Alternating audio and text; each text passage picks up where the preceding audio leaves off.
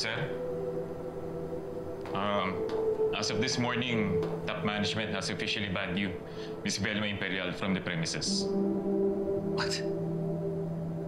You're gonna ban me from my own building? Isang malaking joke ba to? John, ako nag-hire sa'yo. Huwag mong kakalimutan yan. Ba't mo ginagawa sa akin to? Pasensya na, ma'am. Utos ng kataas-taasan. Please collect your things and let's go. Teka. Sinong kataas-taasan? Why don't you ask your freaking mom?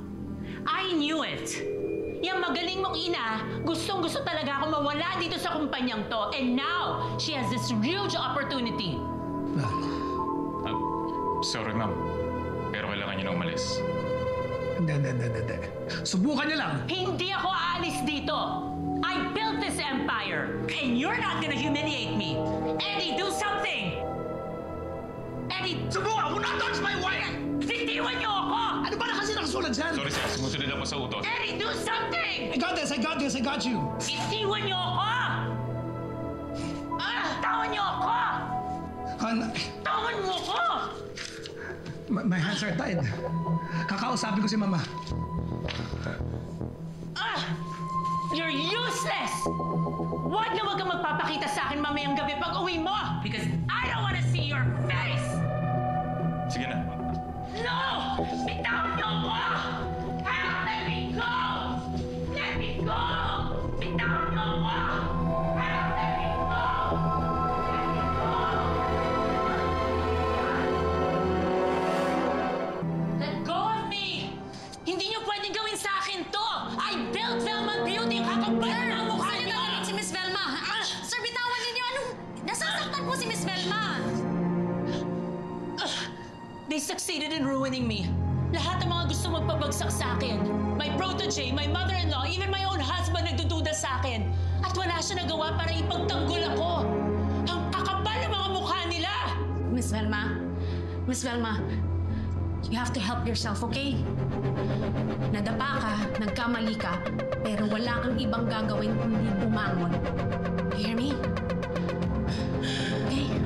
Do you hear me? Okay? Sige na. Okay.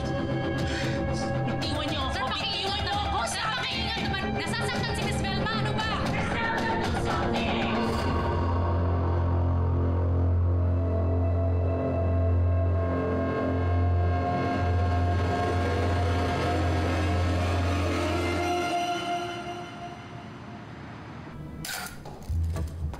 Gasco, ano nangyari? Nasunog ang storage room kanina madaling araw. Nadamay ang may-ari. May-ari? Si Alex?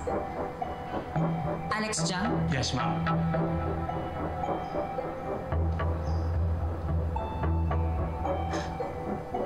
Hindi. Hindi totoo to. Gusto ko siyang makita nasan si Alex. Ma'am, nasa forensics na po ang katawan ng biktima para mag-conduct ng autopsy.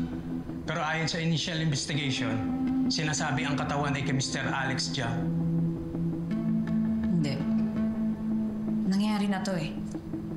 Sa'yo. Akala ko nga patay ka na eh. Pero eto ka, buhay na buhay. Ganon din si Alex. Hindi patay si Alex. Imposible.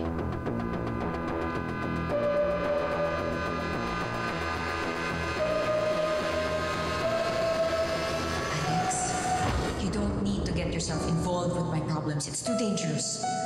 Noreen, you mean so much to me, and I really want to help you. Ayokong may mangyaring masama sa'yo, Alex. Kaya pwede ba umuwi ka na lang?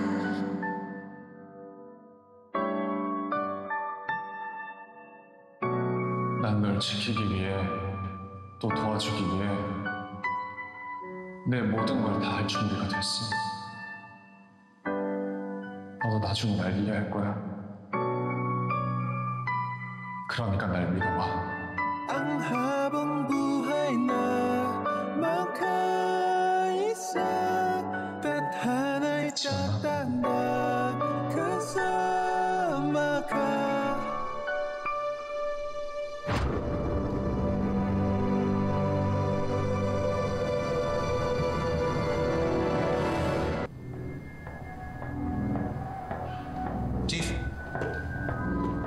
Paano po nangyari ang sunog?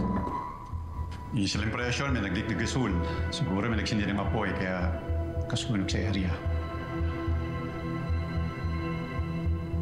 At nagkataon na nandito si Alex sa loob. Ano namang ginagawa niya dito sa loob ng storage room? Eh, sarado na yung bar niya.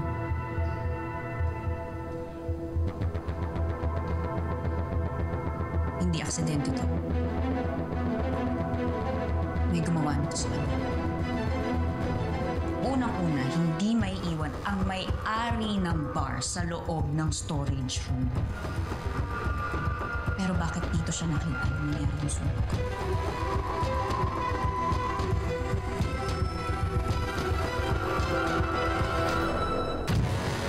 I will make sure everyone will know what kind of a monster you are. What kind of monster am I exactly?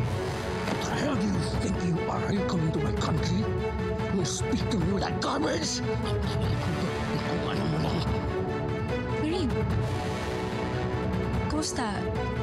Okay din ba si Alex? Nakita na kayo?